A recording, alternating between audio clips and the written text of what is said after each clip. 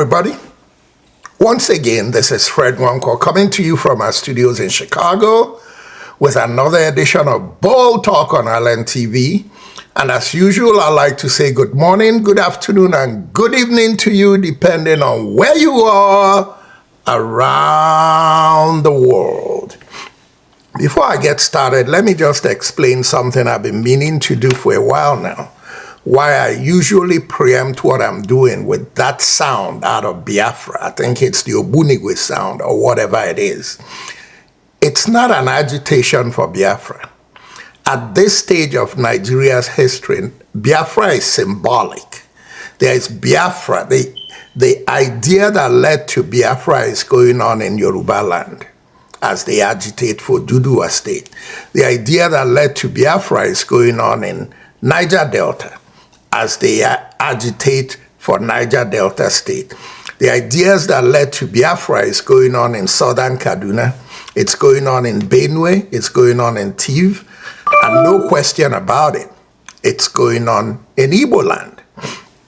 The reason I use that for intro is to state the fact that 50 plus years after Biafra, what led to Biafra continues to haunt Nigeria up till today, because the same atrocities and the same marginalizations that led to Biafra continue to go on.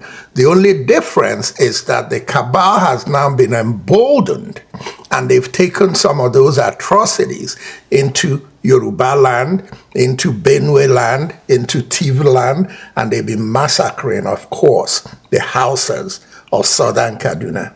So that's the genesis of that intro that I usually have. It's not an agitation for Biafra, but I must be quick to tell you that I'm not anti-Biafra. If the federal government will not do right by Igbos, set my people free. And step one towards doing right by the people is to start the process of restructuring the country into a country where every segment of the country feels that they belong to what's going on. With that said, the topic today, with apologies to Aisha Yusufu and Rufai Oseni, who I respect a lot. They are probably my favorite two people in the entire country when it comes to standing up to the bullies that we call our leaders. But on the national anthem thing, I continue to say that I stand with Nigeria, we hail thee. And I'll try to break it down step by step why I do. Just listen. And in listening, you need to bear with me.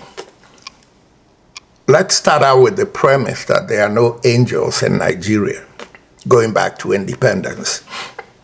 The difference is that the founding fathers, as much as they allowed tribalism to derail their good intentions for Nigeria, nobody can take away the fact that Nnamdi Azikiwe, Ahmadu Bello, Obafemi Awolowo, and the governors that worked in the different regions of Nigeria, M.I. Okpara, the president, Tafawa Balewa, Okotiebo, that all those people had a mission to build. Nigeria was being built during the days when those people served us. And those were the days when we went by the national anthem that said, though tribes and tongues may differ, in brotherhood we stand. And what I appeal to, not to convince them, but what I'll appeal to anybody who is opposed to that old national anthem is to just take away the players involved, Bola Ahmed Tinubu and Godswill Akpabio, and whatever their intentions are. This whole thing is not to their credit. I started agitating for going back to that national anthem that had a conscience in Nigerians. I started that agitation way before this whole brouhaha the last 2-3 weeks. My agitation is not based as much on the words of that national anthem. The words are not bad. They still don't compare to Nigeria We Hail Thee, but they are not bad.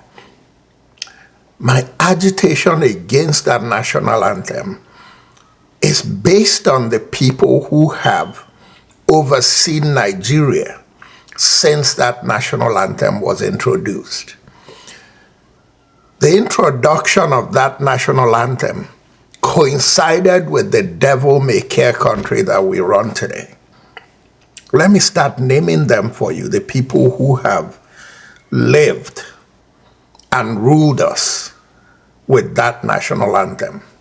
Olusegun Obasanjo, the military head of state.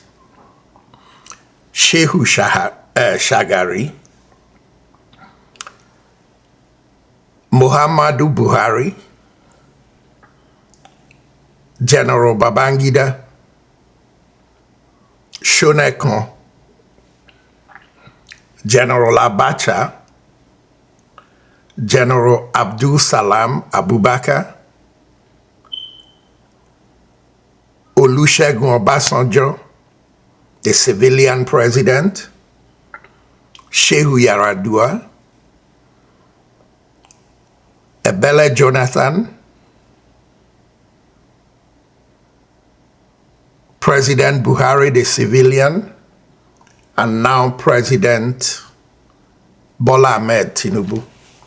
Folks, let's be honest with ourselves. Except for President Yaradua and President Jonathan, among those people who have overseen Nigeria under Arise O Compatriots, how does corruption in Nigeria and the devil may care attitude and all the bad things going on today, kidnapping, just name the bad thing. Nigeria is synonymous with everything bad since Arise O Compatriots. So even if the words in Arise O Compatriots compares favorably, I'm not going to say they don't, even though I have my differences.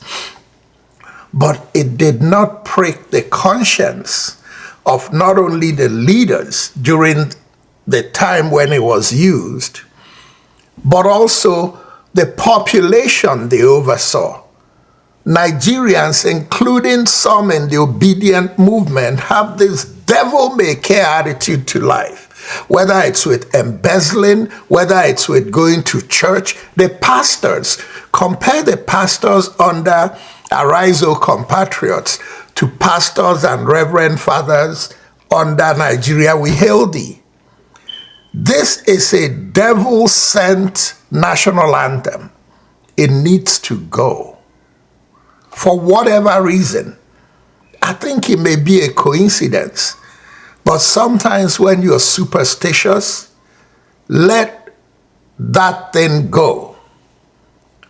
If you don't like Nigeria We Hail Thee, let's find a national anthem that pricks the conscience of leaders. Though tribes and tongues may differ, in brotherhood we stand. The brotherhood of being one Nigeria. That's what was preached in that song. This new song talks about the labor of our heroes past. For God's sake, which heroes past? I just named them for you. Tell me which one besides Yaradua and maybe Jonathan is your heroes past. I rest my case. Once again, this is Fred Nwankwo coming to you from our studios in Chicago with another edition of Bold Talk on LNTV. And until next time, good night and God bless. To the Nigerian national anthem, Mr. Albert Congo raises the flag of the new nation. Nigeria, we hail thee, our own dear native land. Though tribe and tongue may differ, in brotherhood we stand. Nigerians old and proud to serve our sovereign motherland. Our flag shall be a symbol that truth and justice reign. In peace or battle honored, and this we